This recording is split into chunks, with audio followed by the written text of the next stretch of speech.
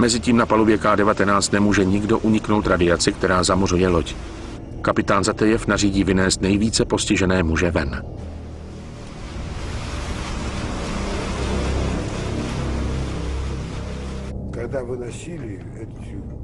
Když začali vynášet ty raněné ven, tak jsme to všechno sledovali, ale my sami jsme nebyli schopni jim pomoci. Protože jsme také byli oslabeni bolestmi hlavy a břicha. Všichni jsme také zeslábli. Podívali jsme se, jak tam leží. Poprvé, podruhé. Ale co jsme mohli dělat? Zachránci jsou konečně vidět na obzoru. K-19 a její posádka již nejsou sami.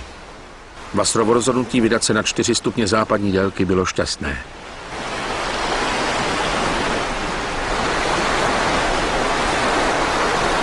Всех на палубу.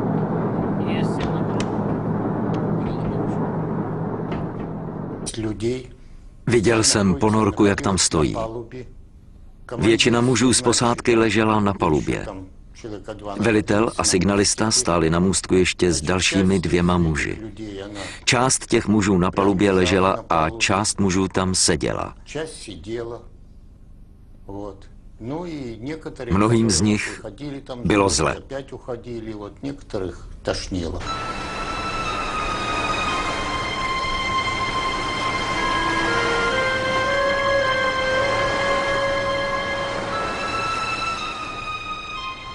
Zatejev ví, že musí co nejdříve dostat své muže z ponorky a sehnat lékařskou pomoc.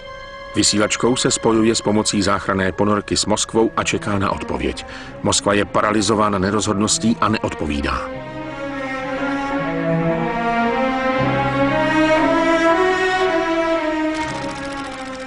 Pátý červenec roku 1961. 3 hodiny ráno. Bez přímých pokynů z Moskvy bere kapitán Zatejev záležitosti do svých rukou. Přepravuje své muže do záchranných ponorek. Přesun je velice náročný, neboť moře je rozbouřené.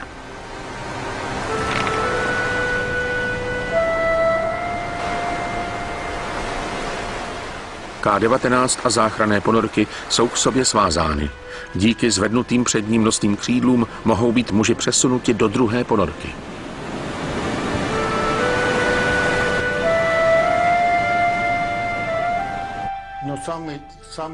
Ti s nejhoršími zraněními, bylo jich celkem 11, byli přeneseni na palubu první ponorky.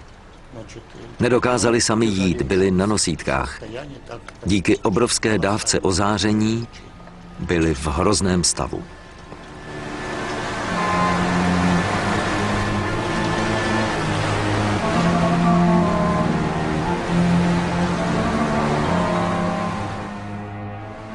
První záchranná ponorka odplouvá na základnu s většinou mužů z K-19.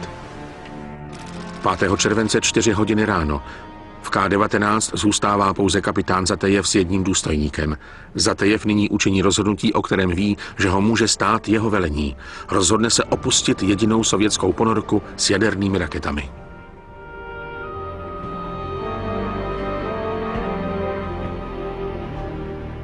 Jak posoudíme kroky, až se vrátím zpět domů? Nebude příliš těžké označit nás za zbabělce a poslat před soud. Moskva může říct, nebyli jste pod palbou, ani jste neměli díru v trupu, ale stejně jste ponorku opustili. Je příliš snadné soudit naše činy, když sedíte v teplé kanceláři v Moskvě.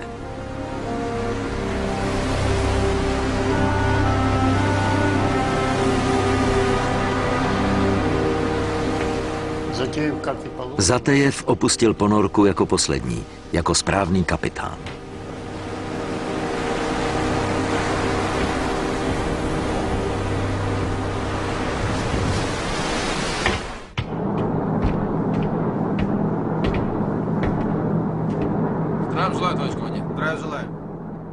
Kapitán Zatejev nařizuje zbývajícím záchranným ponorkám, aby založili torpéda a aby byly připravené k palbě. Если другого выхода нету. Да нет, она не должна достаться врагу. Хорошо, понял. Řekl mi, že se spolu s velitelem ponorky S-270, která nás zde dostihla, rozhodl, že budou připravena 2 útočná torpéda pro případ, kdyby se někdo pokusil ponorku obsadit. Raději by ponorku zničili, než by se s ní vzdali nepříteli.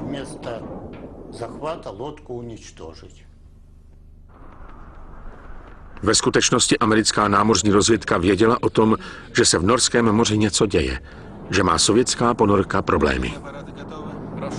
Мы должны принять это решение. Я понимаю, это тяжелое решение.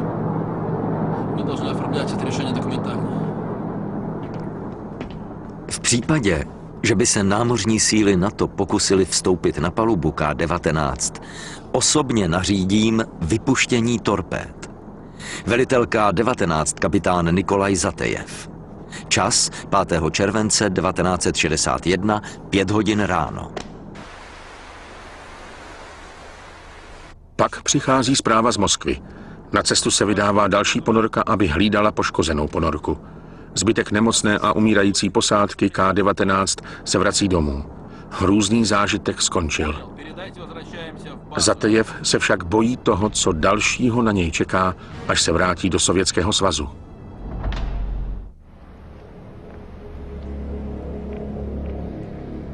Když K-19 odtahují na základnu, je zcela zamořená. Jeden z jejich 2 reaktorů je zničený. Ale sovětští vůdci rozhodnou, že je příliš cenná, než aby byla sešrotována. Nařizují konstruktérům, aby ji přestavěli. Provedení tohoto náročného a hazardního úkolu zabere 3 roky. 2 měsíce po této katastrofě sovětské námořnictvo provede zkušební palbu kontaminovaných raket z K-19, aby se zjistilo, jaké na ně ozáření mělo účinek.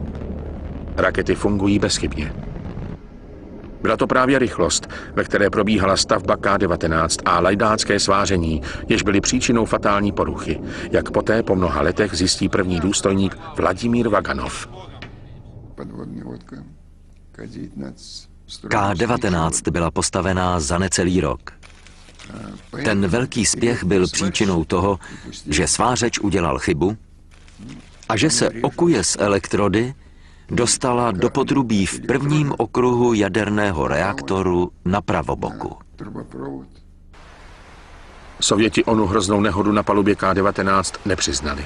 Jen několik týdnů poté, co byla odtažena zpět do přístavu, vyhlásili, že jaderné ponorky vybavené raketami jsou páteří sovětského námořnictva.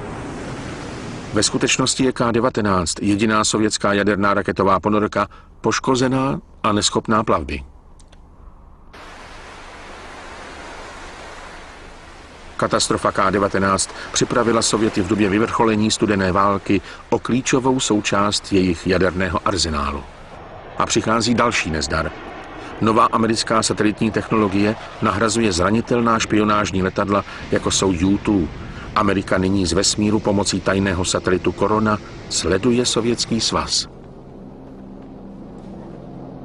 Západní rozvědky tehdy věří, že Sověti mají téměř 250 raketových základen mezikontinentálních balistických raket. Satelit však potvrdí, že Sověti lhali o své jaderné převaze. Na místo 250 základen je jich objeveno jen 15.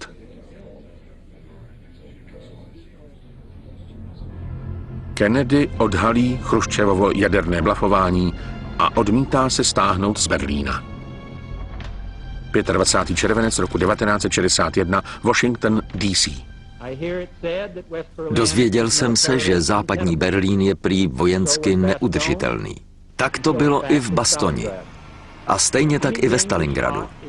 Jakékoliv nebezpečné místo se dá udržet, pokud se o to postarají muži, odvážní muži. Ti, kteří vyhrožovali, že rozpoutají válku ve sporu o západní Berlín, by si měli připomenout slova antického filozofa. Muž, který vyvolává strach, se sám strachu nezbaví.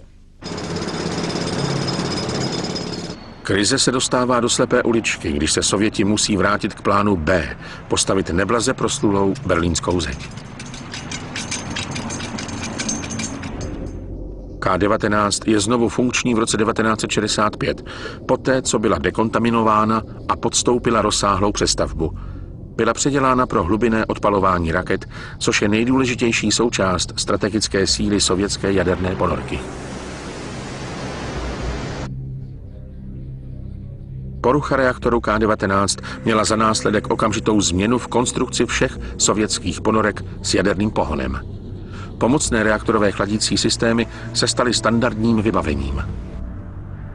A pokud jde o K-19, tak ta rezaví v přístavu u poloostrova Kola daleko na severu a čeká na sešrotování.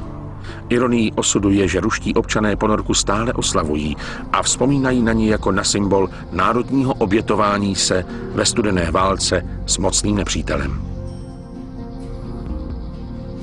Muži, kteří přežili katastrofu K-19, vděčí za své životy několika námořníkům, kteří nesobecky splnili svou povinnost a obětovali své vlastní životy. Boris Korčilov, Jurij Odorkin, Jevgenij Kašenkov, Nikolaj Savkin, Simon Pankov, Valerij Charitonov, Boris Ryškov a Jurij Pastev. Jsem přesvědčený, že ti muži, kteří tam dobrovolně šli, moc dobře věděli o těch hrůzných následcích. To oni jsou skuteční hrdinové. Muži z týmu, který provedl to sváření, pak všichni zemřeli. A v mé knize jsou těmi opravdovými hrdiny. Způsob, jakým si posádka poradila, nebyl jen hrdinský, byl i vysoce odborný. Aby odvrátili tu nejhorší možnou věc, která se může stát, pokud je jaderný reaktor ponechán bez vody, tak vymysleli chladící systém, který nebyl součástí původního konstrukčního návrhu.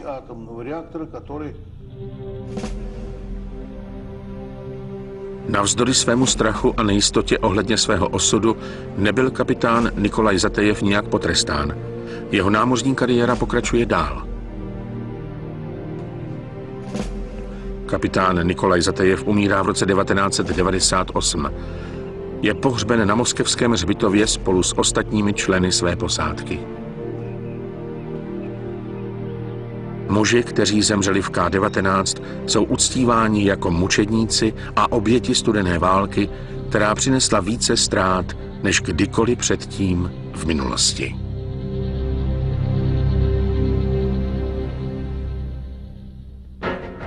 České znění připravili Jiří Hromada, Vladimír Kudla, Michaela Šimonková, Tomáš Potůček, Ota Jelínek a Jiří Vasmut.